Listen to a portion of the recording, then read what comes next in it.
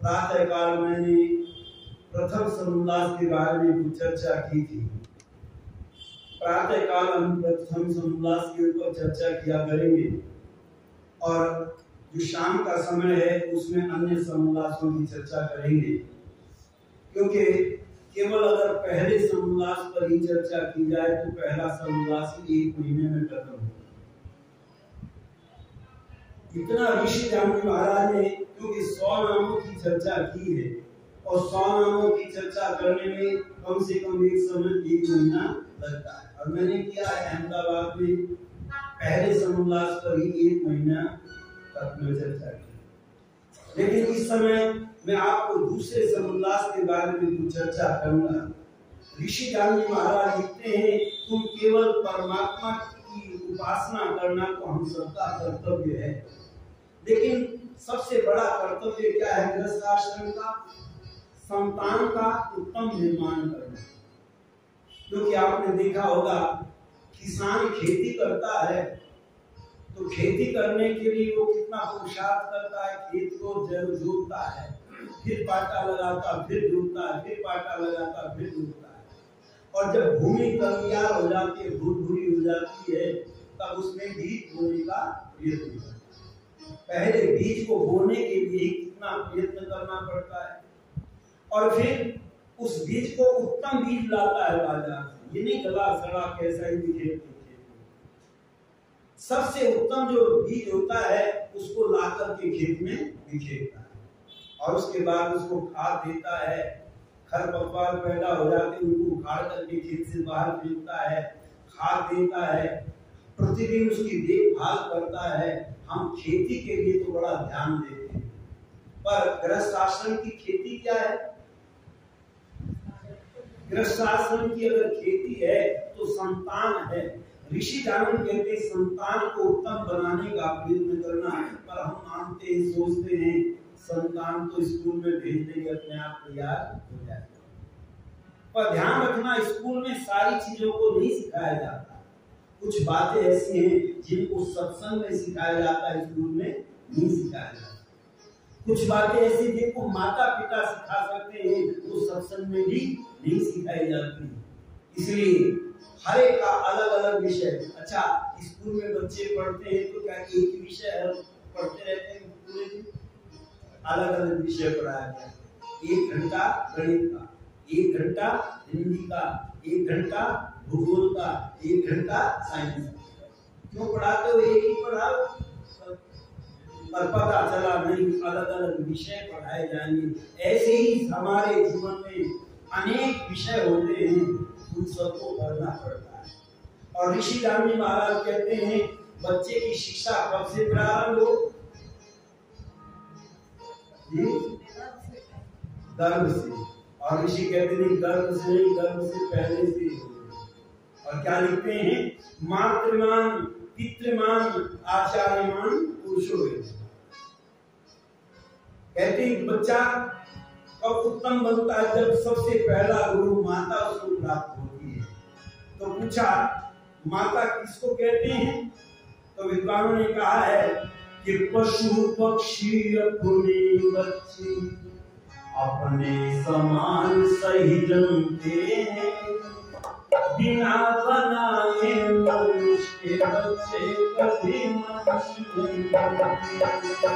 पशु पक्षी अपने बच्चे अपने समान सही जमते हैं, बिना बनाए मनुष्य के बच्चे कभी मनुष्य नहीं बनते। पशु पक्षी अपने बच्चे अपने समान सही जमते हैं, बिना बनाए मनुष्य बच्चे कभी मनुष्य नहीं बनते हैं। बिना बनाए मनुष्य बच्चे कभी मनुष्य नहीं बनते हैं। पशु पक्षी भी अपने बच्चों को सिखाते हैं। बंदर इशारा करता है अपने बच्चे को, एकदम भाग करके उसके पास नहीं चला जाता है। उन्होंने भी कुछ संकेत बना रखे होंगे, उन्होंने भी बच्चे को सिखाया होगा खतरा है बेटा, जल्दी भाग कर दिया। वो भले ही हमारी तरह से भाषा न बोल सके पर वो भी बच्चे को शिक्षा देते हैं। अच्छा, पशु पक्षियों के बच्चे उनको बनाने की जरूरत नहीं पड़ती, वो अपने माता पिता जैसे बन जाते हैं। और मनुष्य के बच्चे के लिए सिखाना पड़ता है। एक माता और दूजा पिता, तीसरा शिक्षक आचार्य। एक माता और दूजा पिता, तीसरा शिक्षक आचार्य। इनके संरक्षण में मानवता का पूर्ण कार्य। इनके संरक्षण में मानवता का पूर्ण कार्य हो। वो संतान बड़ भाग्यवान जिसके माता पिता धार्मिक विद्वान, माता पिता गुरु की शिक्षा अनिवार्य, जिसको तीनों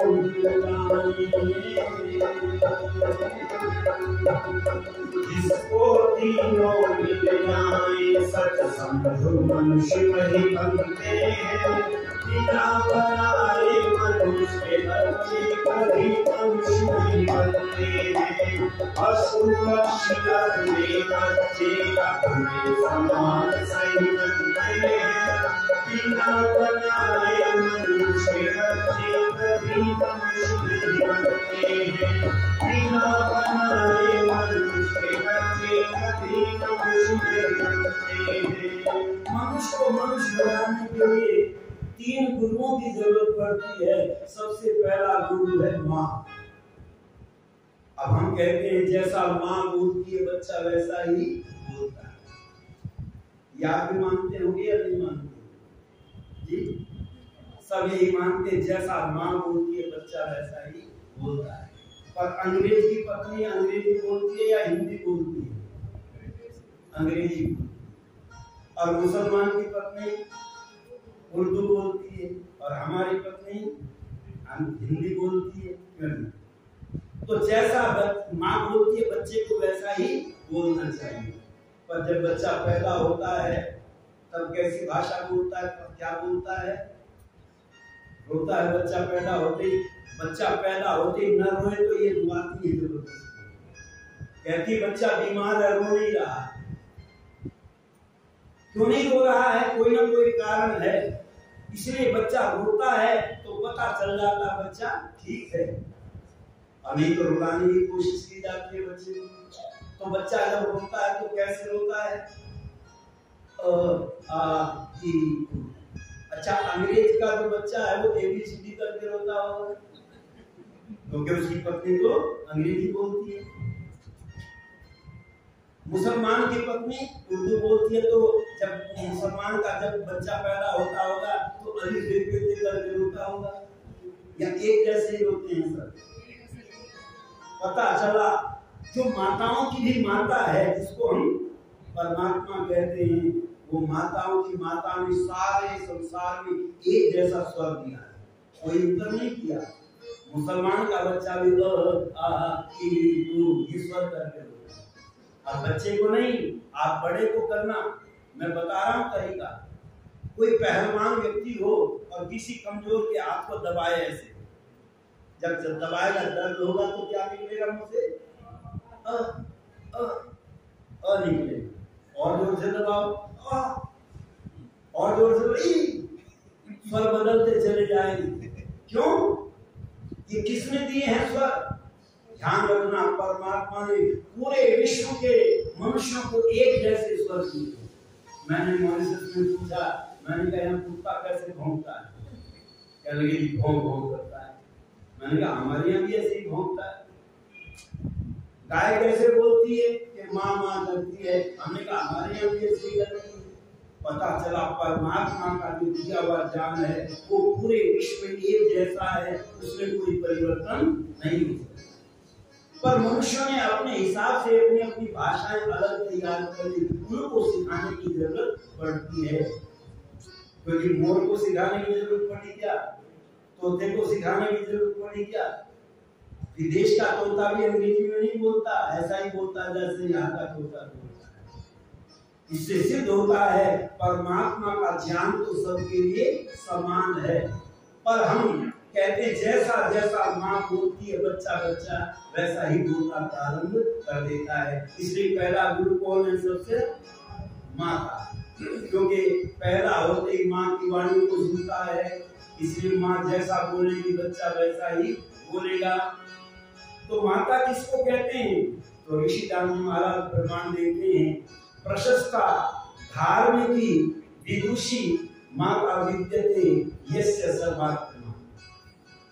हरे को मां नहीं कहते, जननी तो कह सकते हैं, जननी तो आप किसी को भी कह सकते हैं, जननी तो कुटिया भी है, बच्चे को जन्म दिया है तो जननी है, पर मां नहीं है। मां कौन है?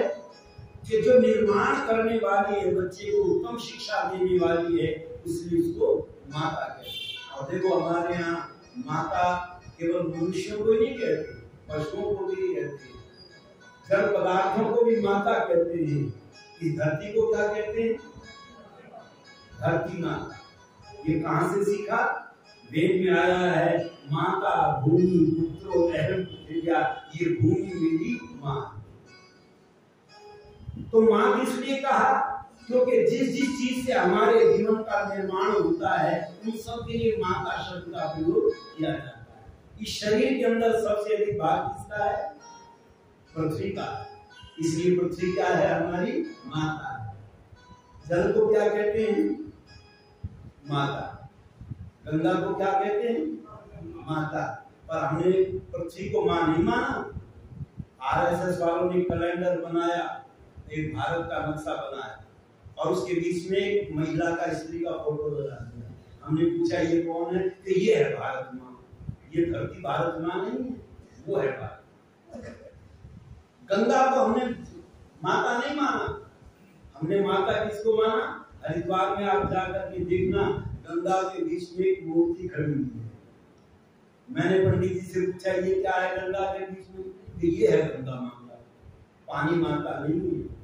टीवी वालों ने तो लिखा जल ही जीवन है, ये जल हमको जीवन देने वाला है, इसलिए ये माता है, हमारे जीवन का निर्माण करता है। पर हमने तो उस मूर्ति को माता मान लिया। ये है गंगा माता। गाय को क्या कहते हैं? गौ माता। एक प्रश्न आया टीवी पर, आपने सुना होगा, कुछ लोगों ने कहा गाय हमारी माता है, तो दूसरा व्यक्ति कहता है इनकी माता होगी, हमारी माता नहीं है। मांस खाना हमारा जन्मसिद्ध अधिकार है।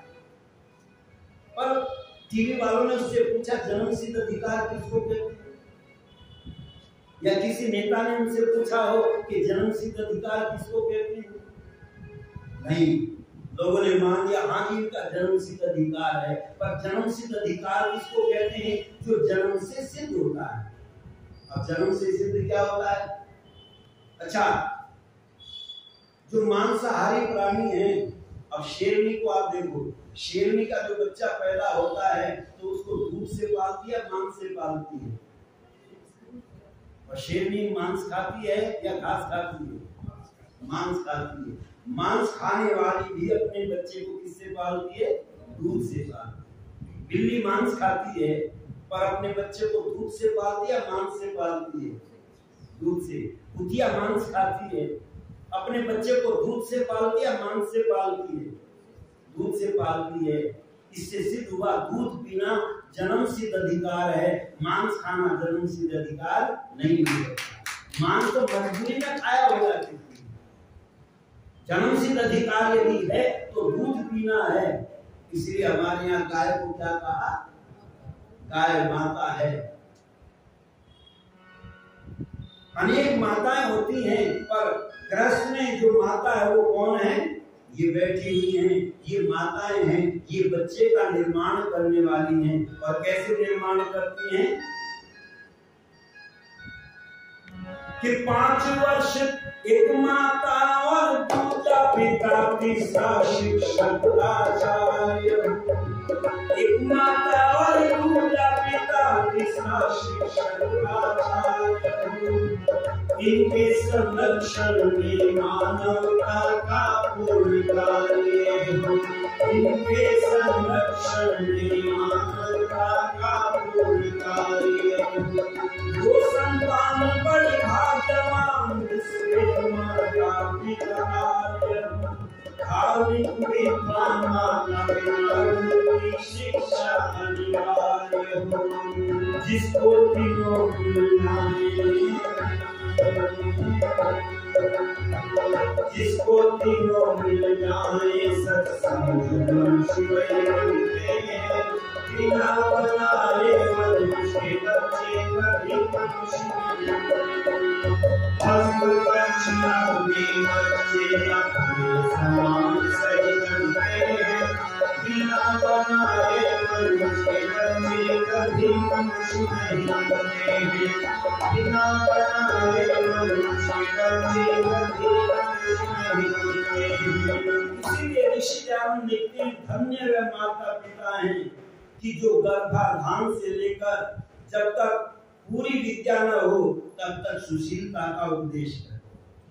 और वेद में इसीलिए कहा गया, मर्यादे पुत्र माधे। तुम अपनी संतान को क्या सिखाओ? मर्यादा में रहना सिखाओ। और देखो, जब तक मर्यादा में रहती है चीज तब तक सुख मिलता है, और जब मर्यादा का उल्लंघन होता है तब दुख मिलता है। अब घर में दीपक जल रहा है, अच्छा दीपक जब तक जलता है मर्यादा में जलता है कि नहीं जलता? और वही आग मर्यादा से बाहर हो जाए, हवा के झोंके से पर्दे में लग जाए, दीपक से पर्दे में लग जाए और मर्यादा से बाहर हो जाए तो क्या करते हैं? अच्छी लगती है, बुरी लगती है? बहुत भयंकर विनाश कर देती है। इसी प्रकार से संतान यदि मर्यादा में है तो सुख देने वाली होती है, और जब मर्यादा का उल्लंघन करना शुरू कर देती है तब घर में दुख होना प्रारंभ हो जाता है। आज मर्यादा में कैसे रहना सिखाएं तो ऋषि चांदी महाराज लिखते, माता पिता को अति उचित है कि गर्भाधान के पूर्व, मध्य और पश्चात कभी भी मादक द्रव्यों का सेवन न करें। अब देखो, ऋषि लिखते हैं गृहस्थी को नशीले पदार्थों का सेवन नहीं करना चाहिए, पर आज तो गृहस्थ की नींव ही नशे से रखी जाती है।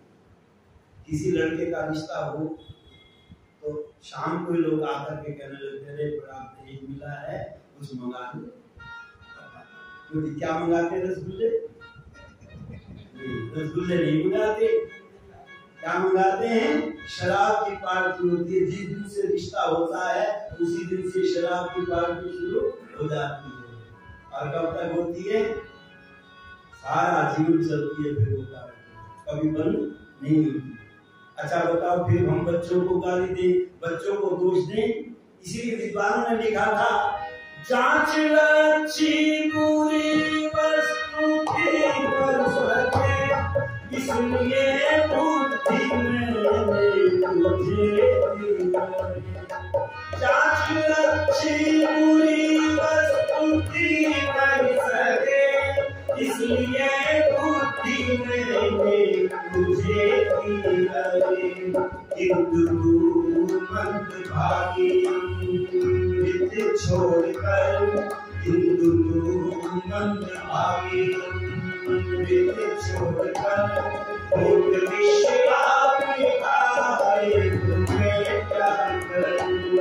पास सदा में लगे तू नहीं देख पाए तो मैं क्या करूं।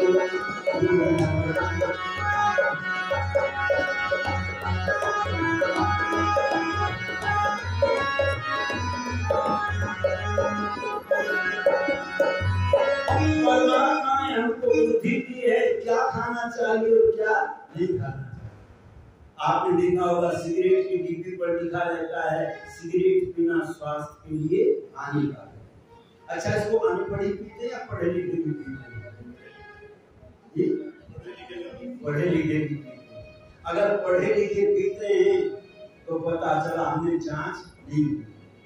शराब की बोतल पर लिखा रहता है, शराब विष से भी भयंकर। अच्छा, इसको अनपढ़े पीते या पढ़े लिखे भी पीते?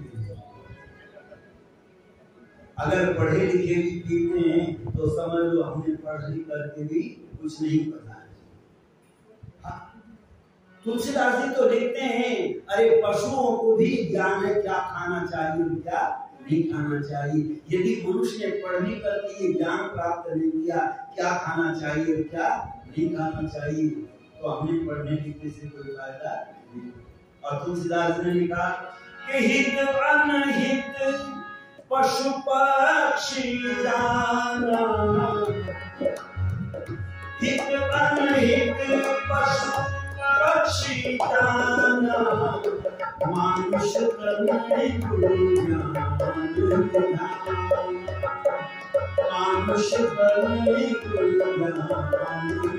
ज्ञान।